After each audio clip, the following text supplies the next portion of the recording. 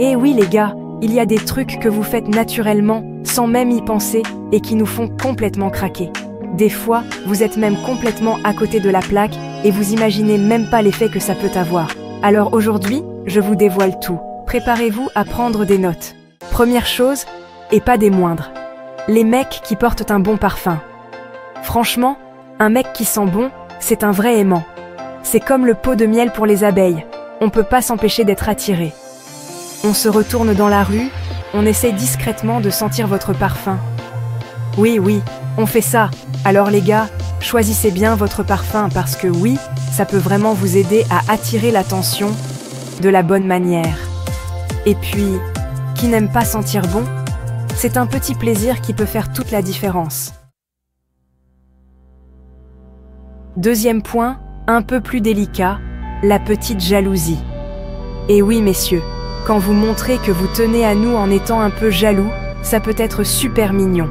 Attention, je parle bien d'un soupçon de jalousie, pas de crise de possessivité aiguë. Un petit commentaire un peu taquin quand on parle d'un autre mec, un regard qui veut dire « t'es à moi », quand quelqu'un nous fait un peu trop d'yeux doux, ça nous fait fondre, ça nous montre qu'on compte pour vous, qu'on n'est pas juste un numéro. Mais attention, trop de jalousie tue la jalousie. Gardez bien en tête que la confiance, c'est la base d'une relation saine. Troisième point, et là, je sais pas trop pourquoi, mais c'est universel, les veines sur les avant-bras. Vous savez, quand les gars ont les avant-bras bien dessinés, avec les veines qui ressortent, les filles craquent. C'est peut-être un truc primitif, un signe de force et de virilité. Toujours est-il que ça nous fait de l'effet. Alors, à la salle de sport, les gars, on vous regarde, on admire vos efforts et vos veines. Bon, après, on va pas se mentir. Un regard intense, un sourire charmeur, ça marche aussi très bien. Quatrième point, et pas des moindres, les mecs qui ne changent pas de comportement quand ils sont avec leurs potes. Si un mec continue à être attentionné envers nous, même quand il est avec sa bande de copains, c'est un énorme point positif. Ça nous prouve qu'il est sincère, qu'il n'a pas besoin d'en faire des tonnes pour nous impressionner. Sérieusement, rester soi-même, c'est hyper séduisant. On préfère 1000 fois un mec un peu gauche mais authentique à un beau parleur qui se transforme en robot dès qu'il est avec ses amis.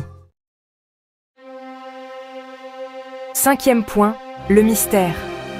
Et oui, on adore les gars qui ne dévoilent pas tout au premier rendez-vous. Ce petit côté mystérieux, ça titille notre curiosité. On a envie d'en savoir plus, de percer vos secrets. Attention, faut pas non plus en faire trop. On ne veut pas d'un sphinx muet. Mais sachez garder une part de mystère, ça marche à tous les coups. Laissez-nous deviner certaines choses.